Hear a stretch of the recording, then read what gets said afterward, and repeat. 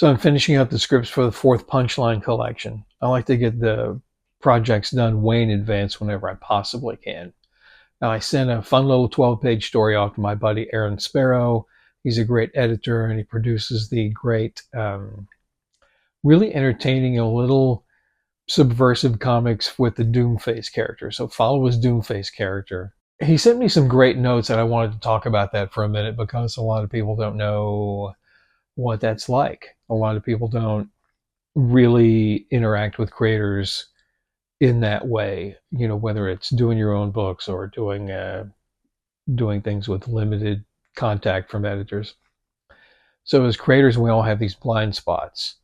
And when you share your work with others looking for notes, they'll find things that you didn't find.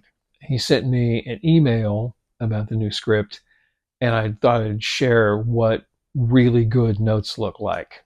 If something doesn't make sense, you have to go back and kind of deconstruct things and figure out, if something comes out of nowhere, did you foreshadow it enough? Did you use accurate references when you were drawing these things? Does character's behavior make sense?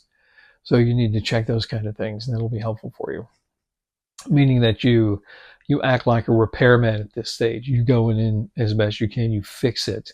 Because once you start getting finished art back from creators, really awkward to ask for redraws, So at the script stage, look for the things that are unclear and make them shine a little better.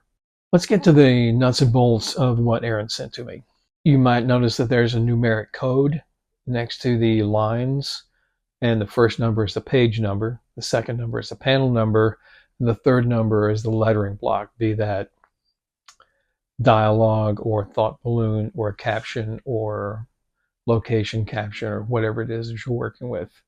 So that gives you an exact point to start working on your fixes, on your repairs. When somebody says, that really seemed out of character, that's more helpful. And when you're working with a professional, they can give you professional notes and sort of get to solving the problem a little bit faster. On the first panel, the description says in the original draft, Versima flies to meet Mel. She has a couple of to-go cups of coffee. Because there's no third number, you can tell it's kind of about the action involved that I've described. He's asking if she's got one in each hand, and I thought, that was something that I would assume, but you need to make things very clear for artists until you get to the position where you kind of implicitly trust them to solve all the problems that you're about to hand them when you hand them a script. So you can see that there are notes on grammar, on dialogue. You're doing well. A good editor will say what you're getting right and what you're getting wrong. So there's an awesome conversation between Versima and Mel on page 4, and there's a great line of dialogue by Mel on page 3 where, in Aaron's words, she sort of course, that's what her worldview is. You can tell that you're hitting an emotional truth or hitting an emotional core when your characters do things so in character that it reinforces the things that you already know about them. My advice to you would be to find somebody who's really good at stories if you're a writer, and get someone to look at your work and give you some notes on them. If you don't know anybody in that ballpark, Comix Experience will provide comic book script critiques.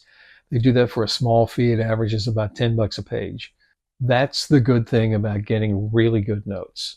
And once again, follow Aaron and back his Doomface comic.